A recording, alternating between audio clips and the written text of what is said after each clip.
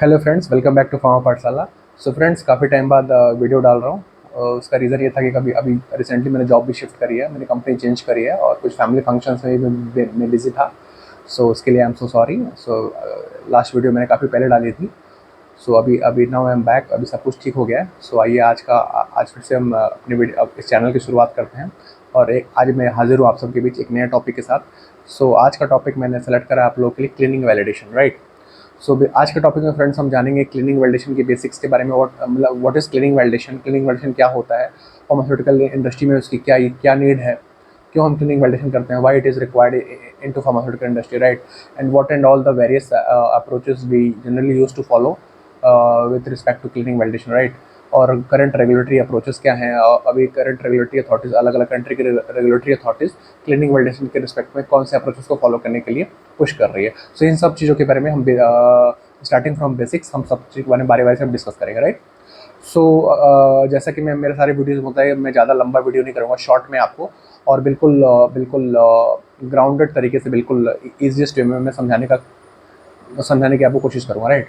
So again, video को start करने से पहले मेरी आप सबसे रिक्वेस्ट है, प्लीज़ इस वीडियो को लाइक करिए अगर पसंद आए तो, हमारे चैनल को सब्सक्राइब करिए और बेल आइकन भी दबाइए, जिससे कि आपको लेटेस्ट टॉपिक आपको अपडेट, जब भी हम वीडियो डालें तो आपको अपडेट मिलता रहे, राइट। और अब से वही पहले वाला पैटर्न स्टार्ट कर रहा हूँ। रेगुलरली मैं ट्राई करूँगा डेली एक एक टॉपिक पे एक वीडियो में डेली डालूँ, राइट, जिससे कि आपको मतलब डेली नए नए कंटेंट आपको मिलते रहे, right. Thank you so much. तो आइए स्टार्ट करते हैं। सो फ्रेंड, सबसे पहले हम बात करते हैं क्लीनिंग वैलिडेशन की। Like what is cleaning validation, right. So अगर हम if we go by the definition, so general definition is to validate the cleaning procedure, right.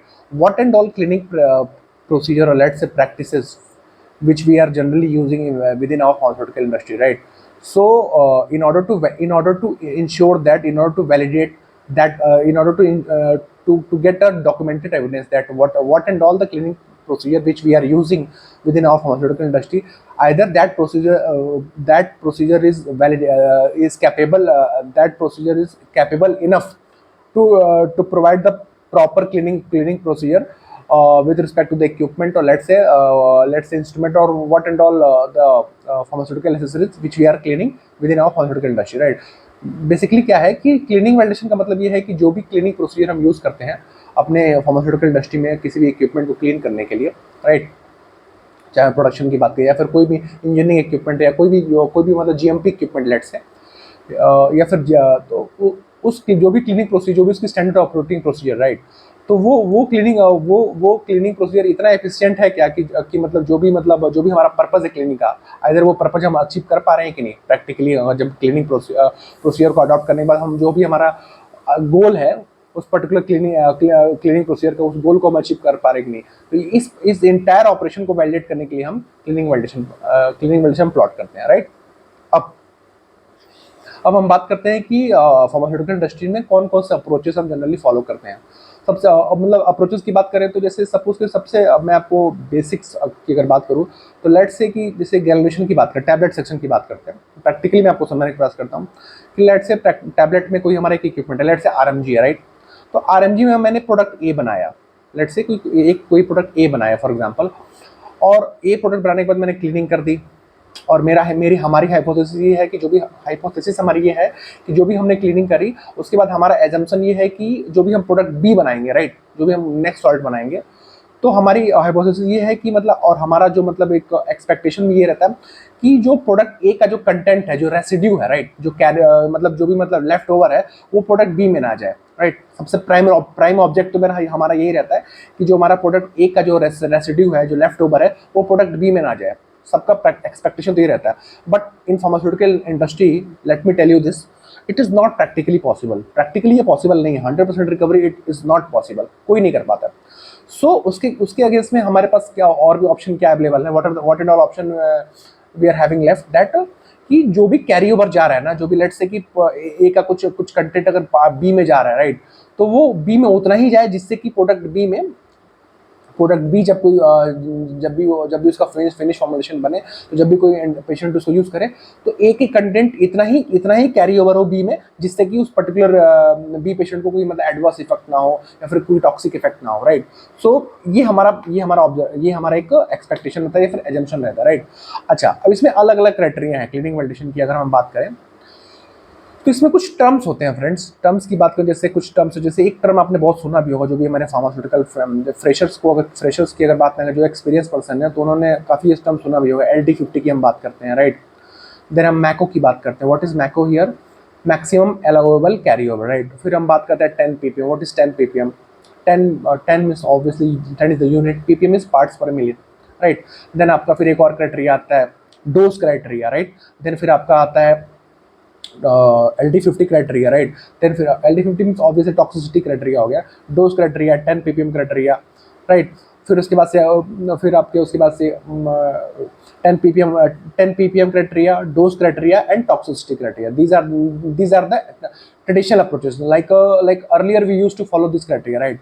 But अगर हम एट प्रेजेंट की बात करें, अब प्रेजेंट में हम क्राइटेरिया की बात करें, तो अभी हम क्या कर रहे हैं, गाइडलाइन जो भी मतलब अगर गाइडलाइन जो भी पीडीए की सबसे प्रोमिनेंट गाइडलाइन जो हम यूज कर रहे हैं अभी, वो है टेक्निकल पीडीए की, पीडीए टेक्निकल रिपोर्ट नंबर 29 है।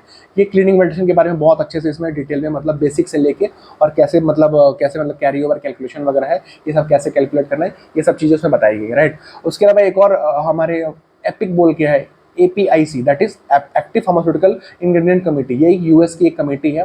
इसमें अलग अलग रेगुलेटर्स का मतलब एक टीम है, उन्होंने अपने एक जॉइंट मतलब अपनी एक ओपिनियन दिया है, उस ओपिनियन को कंक्लूड करके ये एक गाइडलाइन बनाई गई है, जिसमें क्लिनिकल मेडिसिन के बारे में अच्छे से समझाया गया।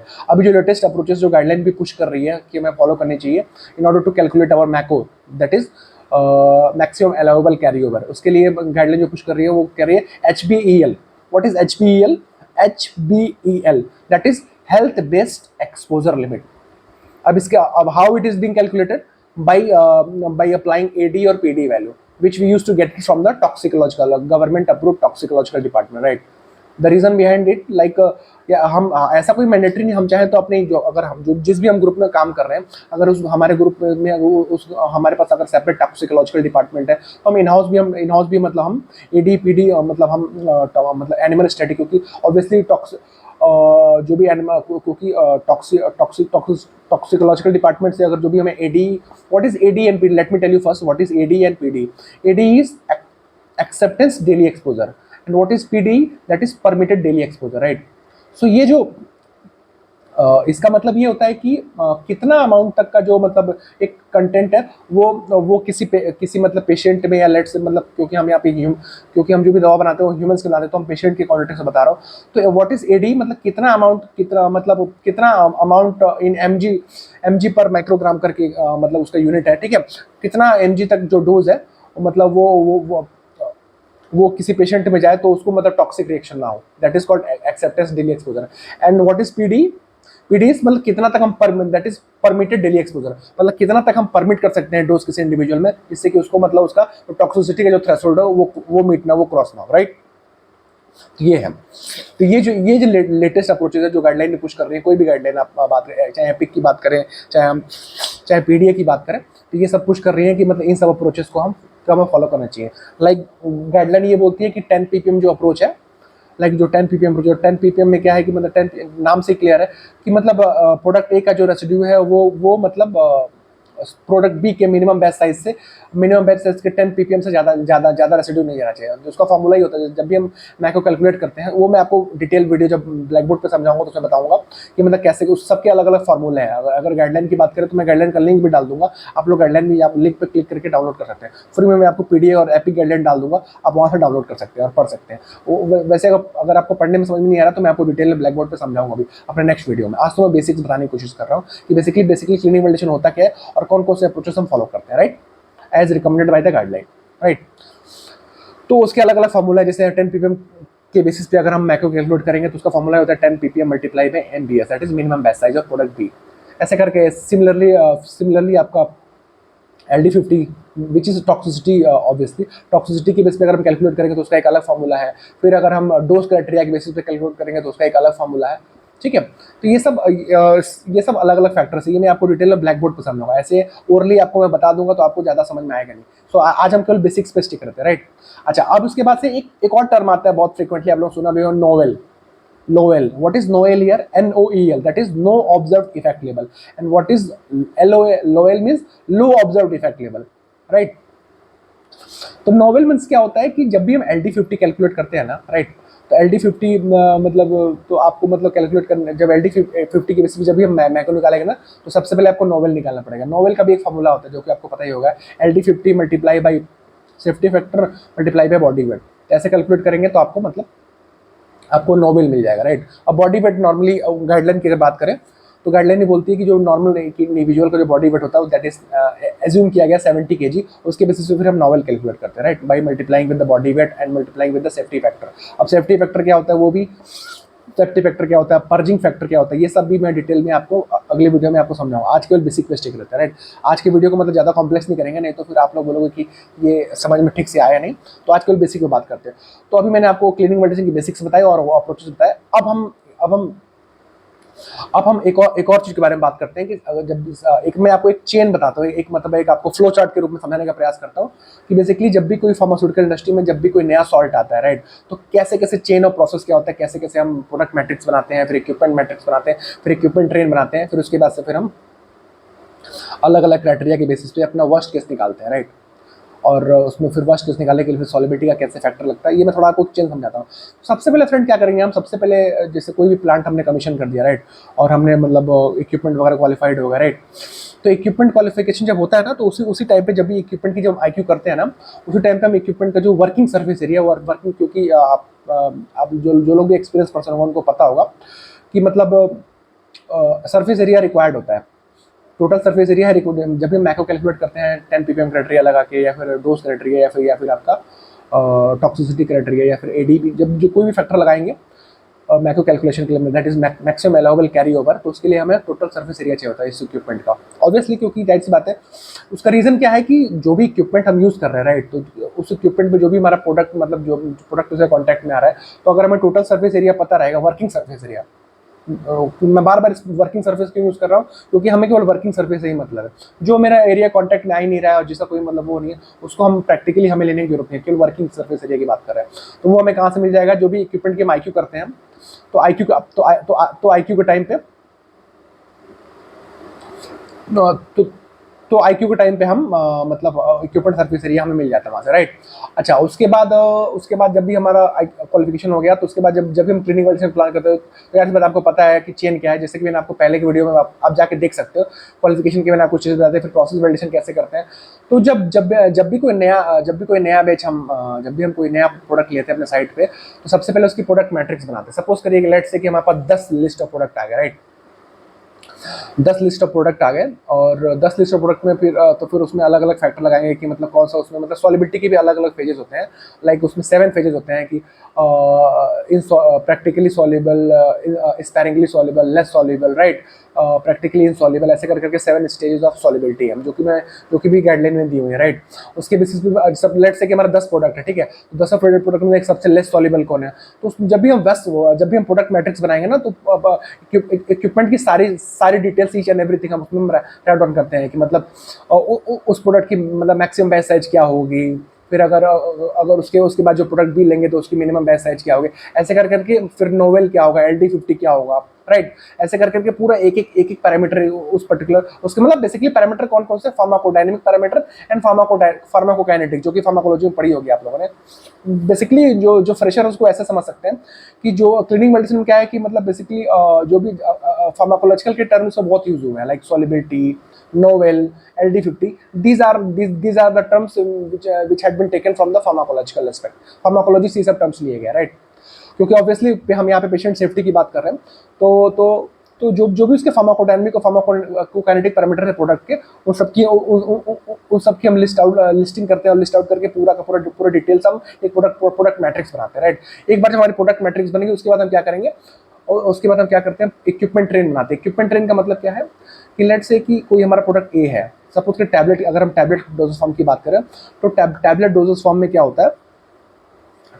फॉर्म में क्या होता है, कि मान लीजिए कि उसके इक्विपमेंट ट्रेन का मतलब starting from it dispensing phase, ठीक, डिस्पेंसिंग फेज के बाद अगर वो वेट गैल्वेनेशन का बैच है, तो फिर वो गैल्वेनेशन एरिया सबसे पहले RMG के कॉन्टैक्ट में आएगा, क्योंकि दैट्स बात है, उसकी मतलब ड्राई मिक्सिंग होगी, फिर उसके बाद से उसका वेट गैल्वेनेशन होगा, अगर बाइंडर है तो वेट गैल्वेनेशन के बाद फिर वो FBT में जाएगा, फिर FBT के बाद से फिर ब्लेंडर में आएगा, राइट, फिर ब्लेंडर के बाद से फिर वो कंप्रेशन मशीन पे आएगा, ठीक है, फिर कंप्रेशन मशीन के बाद से ऑब्वियसली कंप्रेशन मशीन बिन ब्लेंडर में ट्रांसफर होगा, फिर बिन ब्लेंडर से फिर कंप्रेशन मशीन के बाद से फिर वो कोटिंग, फिर कोटिंग के बाद से फिर प्राइमरी पैकिंग। तो ये कंप्लीट हम इक्विपमेंट ट्रेन बनाते हैं। और इस इक्विपमेंट ट्रेन का मतलब क्या है कि क्लीनिंग वैलिडेशन में हमें, क्योंकि जाहिर सी बात है हम इक्विपमेंट क्योंकि अपने क्लीनिंग प्रोसीजर की क्लीनिंग वैलिडेशन कर रहे हैं, तो इक्विपमेंट ट्रेन का मतलब कि सबसे पहले हमें इक्विपमेंट ट्रेन इसलिए बनानी होती है कि हमें ये डिसाइड करना पड़ता है कि जो भी मेरा प्रोडक्ट है ना, वो उसके चेन क्या है, मतलब कैसे वो मतलब किस किस प्रोसेस से गुजरने वाला है। उसके बाद ही हम एक effective, in order to write a effective cleaning validation program, right, we must have a clear and categorical equipment train. इसका मतलब क्या है कि जब तक हमें पूरी तरह से एक clean and efficient equipment train पता नहीं रहेगी, तब तक हम एक इफेक्टिव क्लीनिंग वैलिडेशन प्रोटोकॉल को हम डिजाइन नहीं कर पाएंगे, राइट। तो इसलिए हम पूरी इक्विपमेंट ट्रेन बनाते हैं। तो सबसे पहले मैं क्या बताया मैंने, सबसे पहले प्रोडक्ट मैट्रिक्स बनानी, उसके बाद equipment train, that is equipment matrix बना लेंगे हम। उसके बाद हम ये डिसाइड करते हैं कि कौन कौन से, मतलब इक्विपमेंट मैट्रिक्स में डिसाइड करेंगे कि जैसे स्टार्टिंग फ्रॉम डिस्पेंसिंग वेज में कौन कौन से मटेरियल है जो कि क्लीनिंग होते हैं। स्कूप हो गया, स्पैचुला हो गया, तो ये सब मेरे cleaning validation protocol, cleaning validation program में आ जाएंगे, ठीक है। उसके बाद से आरएम ग्रेजुएशन स्टेज पे आरएमजी में आ रहे हैं। आरएमजी मतलब इम्पेलर से सैम्पलिंग होगी, चॉपर की सैम्पलिंग होगी, पता ही है आपको, जो लोग सैम्पलिंग करते हैं आईपीक्यू में। फिर उसके बाद से फिर आप सिमिलरली उसको एफबीटी, फिर एफबीटी के बाद जब क्लीनिंग होती है फिर वहाँ से सैम्पलिंग होगी। उसके बाद फिर कंप्रेशन, फिर उसके बाद सॉरी ब्लेंडर पे आएगा, तो ब्लेंडिंग होगी। ब्लेंडिंग के बाद जब ब्लेंडर यूज करते हो वहाँ से सैम्पलिंग होगी। उसके बाद से फिर कंप्रेशन मशीन पर बैच चलेगा, तो फिर कंप्रेशन मशीन के बाद जब बैच खत्म होगा क्लीनिंग एक्टिविटी के बाद फिर वहाँ से सैम्पलिंग करेंगे। फिर उसके बाद से फिर कोटिंग मशीन पे कोटिंग पे आएगा बैच, तो फिर कोटिंग में ऑपरेशन खत्म होगा, जब क्लीनिंग हो फिर वहाँ सैम्पलिंग होगी। फिर वहाँ से प्राइमरी पैकिंग पे, फिर तो सेकेंडरी में नहीं आता, क्योंकि सेकेंडरी मेरा डायरेक्ट कॉन्टैक्ट, क्योंकि सेकेंडरी हम वहीं तक क्लीनिंग वैलिडेशन प्लान करते हैं जहाँ तक मेरा प्रोडक्ट डायरेक्ट कॉन्टैक्ट में, मतलब जहाँ तक मेरा प्राइमरी पैकिंग मटेरियल यूज हो रहा है, ठीक है, जहाँ तक मेरा प्रोडक्ट डायरेक्टली एक्सपोज हो रहा है इक्विपमेंट के साथ, वहीं तक हम क्लीनिंग वैलिडेशन प्लान करते हैं। सेकेंडरी में उतना, सेकेंडरी और टर्शियरी में उतना मतलब हमारा ये अजम्पशन रहता है कि वहाँ पे मेरा क्रिटिकलिटी उतनी लेस क्रिटिकलिटी है। ये भी मैं कैसे डिसाइड करूँगा, अपने एक रिस्क प्रॉपर एक हाई लेवल HLRA बोलते हैं, high level risk assessment plot करेंगे, और उसके बेसिस पे डिसाइड करते हैं कौन कौन से क्रिटिकल सैम्पलिंग एरिया हो सकते हैं, राइट, इक्विपमेंट ट्रेन के बेसिस पे, और वहाँ पे हम क्लीनिंग वैलिडेशन सैम्पलिंग और एक्टिविटी अपनी प्लॉट करते हैं, राइट। ये हो गया। अच्छा, जब एक प्रोडक्ट मैट्रिक्स बन गई, इक्विपमेंट मैट्रिक्स बन गई, उसमें जो मेरा थर्ड पॉइंट होता है उसमें हम क्या करते हैं, selection of worst case product. वो कैसे सेलेक्ट होता है, जैसे मैंने आपको एग्जांपल बताया कि अगर मेरे पास 10 प्रोडक्ट है तो 10 प्रोडक्ट में सॉलिबिलिटी के बेसिस पे, फिर अब worst selection of worst case on the basis, वो मैं डिटेल में आपको नेक्स्ट वीडियो में पूरा ब्लैक बोर्ड पे एक ही लिख के समझाऊंगा, क्योंकि मैं ट्राई करूँगा कल ही संडे, कल ही मैं डालूंगा, तो आपको कल डिटेल में समझाऊंगा। कल का वीडियो थोड़ा लंबा होगा, 25-30 मिनट का होगा, लेकिन आप लोग पूरा देखिएगा, आपको पूरा समझ में आएगा। आज मैं जस्ट आपको एक आउटलाइन बता रहा हूँ, ठीक है। तो सॉलिबिलिटी में अलग अलग क्राइटेरिया, जैसे solubility selection of worst case on the basis of solubility, then selection of worst case on the basis of 10 ppm criteria, then selection of worst case on the basis of dose criteria, then comes the selection of worst case on the basis of toxicity criteria, and finally selection of worst case on the basis of health based criteria by applying AD और PD value, right। so ये सब चीजें हैं, जिसके ये सब पांच aspects हैं, लाइक पहला solubility, then 10 ppm criteria, then dose criteria, then toxicity criteria, then finally the health HBEL, that is AD and PD basis की AD and PD वैल्यू के बेसिस पे फिर हम वर्स्ट केस प्रोडक्ट सिलेक्शन हम decide करते हैं कौन सा मेरा प्रोडक्ट वर्स्ट केस आएगा। और जो वर्स्ट केस रहता है, क्योंकि जो मेरा वर्स्ट केस होता है, वर्स्ट केस सिलेक्शन का क्राइटेरिया है कि मतलब जो भी मेरा साइट पे जो भी मतलब प्लांट पे जो भी मेरा, अगर मान लो 10 या 20 प्रोडक्ट है, उन 20 प्रोडक्ट में से हमारा एजम्पशन ये रहता है, अगर हमने जो सबसे वर्स्ट केस प्रोडक्ट है, राइट, जो कि हम आइडेंटिफाई करेंगे by applying all this criteria, अगर वो वर्स्ट केस प्रोडक्ट को मैंने 3 बैच कंसेक्यूटिवली उसकी क्लीनिंग वैलिडेशन प्लान करी, क्लीनिंग वैलिडेशन बोले तो उसकी प्रॉपर सैम्पलिंग वगैरह करी, like rinse sampling, swap sampling, chemical swap, micro swap, right, या उसके बाद से प्रॉपर उसकी रिकवरी करी, HPLC पे स्टडी करी, उसके बेसिस हम ये डिसाइड करते हैं, ठीक है, कि मतलब ये जो मेरा प्रोडक्ट है, मतलब ये मेरा प्रोडक्ट है, मतलब लिस्ट टॉक्सिक है, और मतलब अगर इसका कैरी ओवर अगर प्रोडक्ट बी में जा रहा है तो कुछ मतलब टॉक्सिसिटी मतलब कॉज नहीं कर रहा है। सो इट मीन्स कि मतलब उस इंटायर स्टडी के बेसिस पे हम ये डिसाइड करते हैं कि जो मेरा क्लीनिंग प्रोसीजर वगैरह है वो मेरा एफिशिएंट है, और जो मैं साइट पे मेरी क्लीनिंग बॉडी है उसके बेसिस पे जो हम ये मतलब वैलिडेट करते हैं कि जो भी हम साइट पे अपनी क्लीनिंग प्रोसीजर हम यूज़ कर रहे हैं for the cleaning purpose of equipments, वो मेरी एफिशिएंट है, राइट। अच्छा, इसमें भी बहुत सारे अभी मतलब आप लोग ये मत सोचना, जो लोग एक्सपीरियंस होंगे, इसमें बहुत सारे एस्पेक्ट, अभी मैंने जस्ट जनरल आउटलाइन बताया, और इसमें बहुत सारे फैक्टर है, जैसे अभी मैं कल डिटेल में बताऊंगा। इसमें AMB का फैक्टर है, फिर AMB में अलग अलग टेस्ट है, लाइक एक्यूरेसी होती है, कुछ जो भी हम ICH हम उसकी बात ICH गाइडलाइन की बात करें तो उसमें ICH Q2 में जो दिया हुआ है, Q2 R1 में जो दिया हुआ है, उसमें मतलब AMB आप लोग पता ही होगा, एनालिटिकल मेथड वैलिडेशन, उसमें भी अलग अलग टेस्ट, क्योंकि यार इस बात जब भी हम वर्स्ट केस, हम जब पहली बार जब हम डिसाइड करेंगे उसके बेसिस पे फिर हम उस वर्स्ट केस के अगेंस्ट में एनालिटिकल मेथड वैलिडेशन करेंगे। तो यार इस बात है, जब रूटीन में जब मेरा क्लिनिक वैलिडेशन स्टडी स्टार्ट होगा तो उस स्टडी जाहिर सी बात जो भी हम सैंपल भेजेंगे तो उस सैंपल की टेस्टिंग के लिए कोई एक प्रॉपर वैलिडेटेड मेथड तो किसी के पास होना चाहिए ना। तो ये वैलिडेटेड मेथड कहाँ से मिलेगा हमें? एनालिटिकल मेथड वैलिडेशन, AMB करेंगे। उसमें अलग अलग टेस्ट होते हैं, आपको पता ही है, एक्यूरेसी होती है, प्रेसिजन होती है, स्पेसिफिसिटी होती है, ये सब अलग अलग टेस्ट होते हैं, इस सब हम टेस्ट परफॉर्म करते हैं against that particular worst case. जो भी वर्स्ट केस मेरा शॉर्ट लिस्ट आउट होगा उसके अगेंस्ट में हम AMB करते हैं। उस AMB में फिर ऑब्वियसली LOQ आपको पता ही होगा, loss on quantification, then LOD loss on detection, ये सब चीज़ें हम ये सब AMB का पार्ट है, ये सब हम QC में परफॉर्म करते हैं। तो ये डिटेल वीडियो मैं आपको कल के वीडियो में बताऊंगा। सो आज मैं बस यहीं पे अपनी वीडियो को मैं ख़त्म कर रहा हूँ। सो बेसिकली आई होप मैं आपको थोड़ा सा बेसिक समझाने में थोड़ा सा मैं सफल हुआ हूँ। मैंने आज के वीडियो में आपको क्लिनिक मेडिसिन के बारे में बेसिक अप्रोच, बेसिक क्या डेफिनेशन होती है, क्यों हम करते हैं, उसकी नीड क्यों है फार्मास्यूटिकल इंडस्ट्री में, उसके कौन कौन से बेसिक अप्रोचेस हैं जो कि हम with in the pharmaceutical industry follow करते हैं, अलग अलग कौन कौन से क्राइटेरिया है, मैक्रो क्या होता है, ये सब चीज़ें, ये सब मैं थोड़ा सा बेसिक्स आपको बताने का कोशिश करा मैंने। और कल का जो वीडियो होगा वो उसमें डिटेल डिस्कशन करेंगे। उसमें हम आपको एक एक टॉपिक कल आई डोंट थिंक कि एक सेशन में हो पाएगा, आई थिंक 2 सेशन लेना पड़ेगा। ट्राई करेंगे कि एक में खत्म हो जाए, या फिर एक में नहीं होगा तो, लेकिन पर्पज़ यही रहेगा कि अच्छे से पूरा आपको आप लोगों को समझाएं। तो कल के वीडियो में डिटेल डिस्कशन करेंगे, एक एक क्राइटेरिया को हम अच्छे से पकड़ेंगे और सेपरेट एक AMB का पार्ट अलग रखेंगे। AMB कब करते हैं, क्यों करते हैं, उसमें कौन कौन से टेस्ट होते हैं, ICH Q2 क्या बोलते हैं उसके बारे में, R1, ये सब चीज़ें कल के वीडियो में डिटेल डिस्कस करेंगे। और डिटेल क्राइटेरिया वाइज एक 10 ppm क्या होता है, टॉक्सिसिटी क्राइटेरिया क्या होता है, डोज क्राइटेरिया क्या होता है, AD एंड PD क्राइटेरिया क्या होते हैं, which is health based approach, और गाइडलाइन जो कि एपिक गाइडलाइन है, और आपकी आपकी टेक्निकल रिपोर्ट नंबर 29, ये सब जो गाइडलाइन है, इन सब का क्या कहना है क्लिनिकल मेडिसिन के बारे में एंड लेटेस्ट अप्रोचेस के बारे में, ठीक है। इन सब के बारे में डिटेल डिस्कशन कल करेंगे। सो फ्रेंड, आज की वीडियो को यहीं खत्म करते हैं। थैंक यू सो मच देखने के लिए। अगर आपको वीडियो अच्छा लगा तो प्लीज़ इस वीडियो को लाइक करिए, शेयर करिए अपने फ्रेंड्स के साथ, और प्लीज़ हमारे चैनल को सब्सक्राइब करिए और हमारा मनोबल बढ़ाइए। Thank you so much. कल मिलते हैं कल के वीडियो में, और इसी टॉपिक को डिटेल में कल डिस्कस करेंगे। थैंक यू सो मच देखने के लिए। Thank you so much.